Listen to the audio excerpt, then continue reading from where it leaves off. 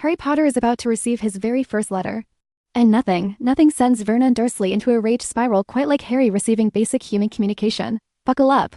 The mail is coming. Things at number 4, Privet Drive are bleak. Harry still sleeps in the cupboard under the stairs. Dudley is still a human hippo. Petunia is still dusting things that don't need to be dusted. And Vernon is still one stressful phone call away from turning purple permanently. Harry spends his days trying not to get punched by Dudley and avoiding becoming a casualty of Vernon's yelling. But then, one quiet morning, everything changes. The mail arrives. Vernon casually flips through bills, coupons, and whatever adds to his blood pressure, and then he freezes. A letter addressed to Mr. H. Potter, the cupboard under the stairs, 4 Privet Drive. Harry reaches for it like it's the Holy Grail. Vernon dives across the kitchen table like a walrus performing a stunt. He snatches the letter. He rips it open. His face turns ghostly white. And faster than you can say, Vernon needs therapy. He refuses to let Harry see it and sends him to his cupboard. Harry's first letter ever stolen.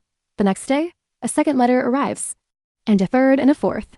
These letters are now coming in with the persistence of a telemarketer and the accuracy of a GPS tracker. New addresses include the small bedroom, the kitchen, the living room sofa. The top of the stairs. Whoever is writing these knows exactly where Harry is, which is deeply magical and deeply creepy. Vernon's brain begins melting. He nails shut the letterbox. He boards the windows. He shakes his fist at innocent birds.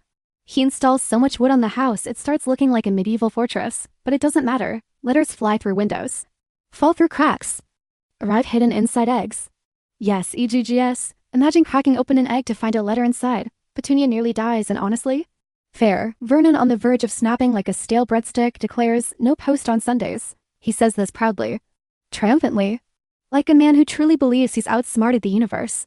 Which is exactly when hundreds of letters blast through the fireplace like confetti cannons. Harry tries to grab one, just one. But Vernon tackles him again, screaming like a kettle left on the stove for too long. The Dursleys are defeated. The letters have won. The house is now 90% envelopes and 10% emotional collapse. Vernon has officially snapped.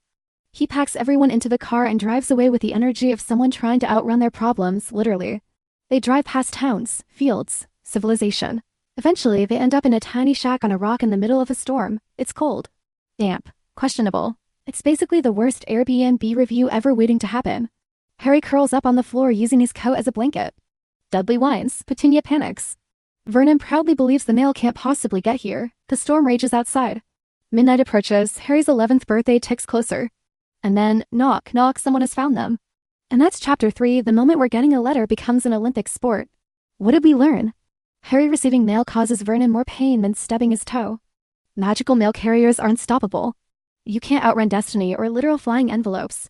Dudley is still Dudley. Next up, the midnight visitor who changes everything. Yes, the one you're thinking of. Stay tuned.